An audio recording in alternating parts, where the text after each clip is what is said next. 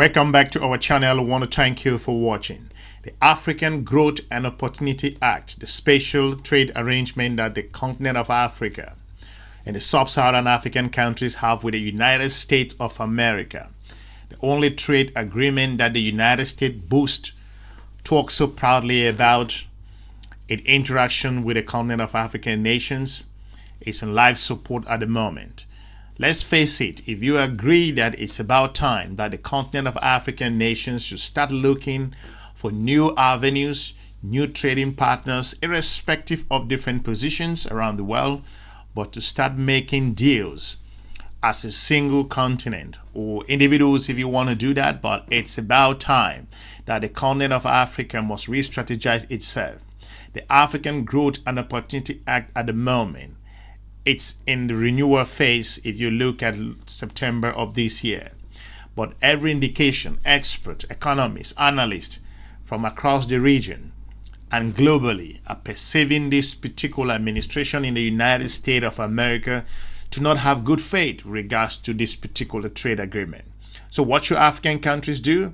Sit behind and relax, or do nothing? They can't just afford not to do anything at this particular time, because the continent of Africa is facing one of the most challenging times in terms of its economic growth. The Trade, Industry and Competition Minister, Park Stow, however, did say that the AGOA summit is confirmed ultimately and will be going ahead. It is now in the US as opposed to happening in Africa actually at this stage. Is there any hopes of resuscitating that, because the current tariffs that have now been put in place actually nullify it according to government? My perspective, and looking at most of the analysis from fellow economists around the world, is that we are very unlikely to see renewal of AGOA for several African countries. I mean, the whole logic that underpinned AGOA was to try and promote African states or African economies so that their exports expand. So Trump does not have that goodwill. And because of the transactional approach that I mentioned earlier, I don't really see the renewal of it. In any case, the current tariffs already undo what AGOA is doing. So I don't think he will approach things from that point of view. I will be pleasantly surprised if he does. Yeah. Make no mistake, before the pandemic, a number of fastest growing economies in the continent were coming from sub-Saharan African countries, and globally, based on UN figures and other data that were out there. South Africa has come under tremendous pressure, and the country of Egypt, and looking at other countries across the continent of Africa. But the question is, can the continent continue to rely on a trade agreement that has no particular green light at the moment? And a number of African countries will suffer as a result of this African Growth and Opportunity Act. Africa, no one needs to tell you that the table has been turned. It is about time to figure out how to survive this particular onslaught economically that has been placed with regards to your other geopolitical partners. South Africa is feeling the pressure at the moment. However, the continent of Africa, and especially South Africa, has made it clear that their opposition is not going to wave no matter the particular pressure coming from the United States of America. I'm joined now by Dr. Jason Musyoka, a development economist as well as Frontline Group CEO. Doctor, thank you so much for the time. Really appreciate it then this morning. For me, it feels like a three-point plan here. Negotiating favorable trade agreements with the United States, leveraging the African Continental Free Trade Area Agreement to boost inter-African trade. 3, prioritizing high-value manufacturing to reduce tariff exposure. What have you made of South Africa's response? Right. So I think I always like to draw context, Arabile. I think what we need to understand, number one, is the time that we are in now. And it's a moment of geopolitical changes that are going on. And of course, with the US doing everything that currently, of course, the Trump's administration that they can to salvage the decline of the US as a superpower. And with that, what we have really seen is a very transactional administration, much less the previous session of Trump's administration, but the current one is really gone out full blown now. But more to your question, when we look at South Africa's response to the US, most other countries that are actually much closer allies to the US, Canada, the EU zone, and so on, they have taken a harder stance against Trump's tariffs, because Trump's approach is not negotiation, and that is perhaps one of my issues that I have with South Africa's response. He's not going to negotiate based on goodwill. He's going to negotiate based on transactions and what he feels that South Africa is probably not bringing to the table and taking from the US itself. So I don't think that approach is going to be very sustainable. But also, secondly, South Africa approaches the US now from a back foot, because there has already been sanctions that were put in February. And those sanctions had a lot to do with what South Africa's ideology has been around the Middle East, of course.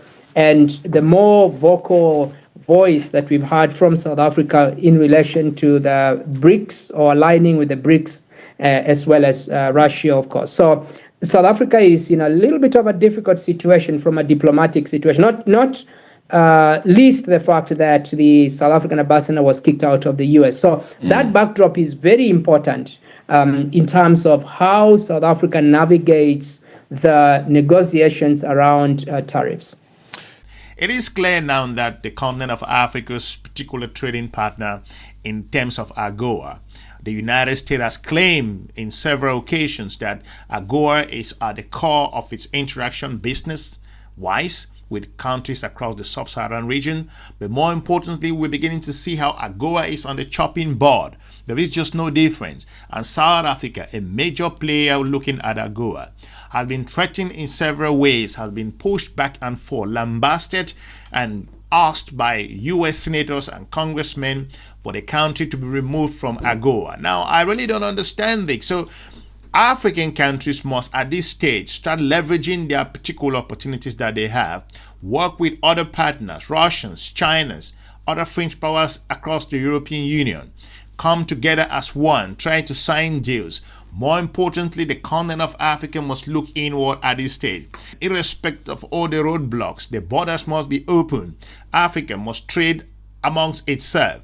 The odds are terrible out there. The economic data is not looking really well. And African countries must, to an extent, go out of their comfort zone and make these unpopular choices at this time. So South Africa then is ultimately in a different position as well to the rest of the world, considering the long stream then of elements and points to really look at when it comes to why we get targeted as well by the United States. You also have quite a few, let's call them advisors, for lack of a better term, then of South African-born citizens then in the United States who are close to Donald Trump as well. How much of a big role does that play in getting South Africa where it is right now and prohibiting South Africa or stopping South Africa from being able to engage with the United States? So South Africa, as you rightly point out, is in a difficult situation. I don't see the government changing ideologies around the Middle East or Russian-Ukraine conflict. And certainly South Africa has been a key ally to BRICS as part of the Global South response to what they've considered as a bullying of the Global North. And this is your US and its allies as far as geopolitical power is concerned. So South Africa is not going to change those realities. And that movement towards a more vocal and aggressive global South voice around global issues. So that is one critical issue to note. But even then, it's very clear that Trump is just started. He's going to be in power for the next 4 years. So the strategy that might be effective would be to look at how can South Africa begin to look at diversification in terms of export markets. South Africa is the largest, US is the largest exporter, as the largest importer of South African citrus fruits, for example, and the motor industry, of course, with the Ford and BMW and others that make a major, or the US is a major consumer of South Africa's exports of motor industry parts. And by the way, maybe I take a step back, Arabile, to note that this issue touches into the AGOA, which is the non-tariff agreement, or agreement for non-tariffing of South African goods, on three key sub-industries. One being the motor industry parts, secondly being agriculture, but agriculture split into two, which is wine and citrus, and then of course leather, clothing and textile. But South Africa doesn't do a lot of exporting of textile and clothes, but the wine, the citrus, and the motor industry, there is no other market that can easily absorb what the US has been absorbing. And because those have been exported under the AGOA program without tariffs, immediately, or from April, mid-April now, if we start having 31% tariffing of these goods that are exported to the US, the cost of exporting becomes extremely high. We are going to see potential loss of jobs as well. So all of that to say that the strategy can't be short-term. It has to be long-term on how to diversify the market. Africa. It is vital that the African Growth and Opportunity Act, that a number of African countries benefit in terms of the billions and the support that they get in terms of the goods that are being exported out of the continent of Africa to accessing the US market. But the United States of America is not acting in good faith at the moment. So African countries too must make sure that they start looking for other partners. Africa should not be caught off guard, because that's what is going to happen here. If South Africa, a major player in this particular trade arrangement, I'm not talking about the tariffs coming from Donald Trump. I'm talking about the African Growth and Opportunity Act, a very fundamental business arrangement between the United States of America and countries across the region. So what do you think? Should Africa sit and wait? Why are we not seeing emergency meetings coming up across the region, or ministers, finance officials coming? I've heard something from South Africa's finance minister, but the United States of America is not acting in good faith at the moment. If you consider the current shenanigan that we see coming out from the White House at the moment, lambasting the country of Sudan, cutting off visas, and more importantly, pushing Egypt on one side, trying to pick up a fight with South Africa. And across the region, there is a lot of uncertainty. So the continent of Africa at the moment must go closer to its most strategic partners that it feels can cover up these particular loopholes that we are about to see.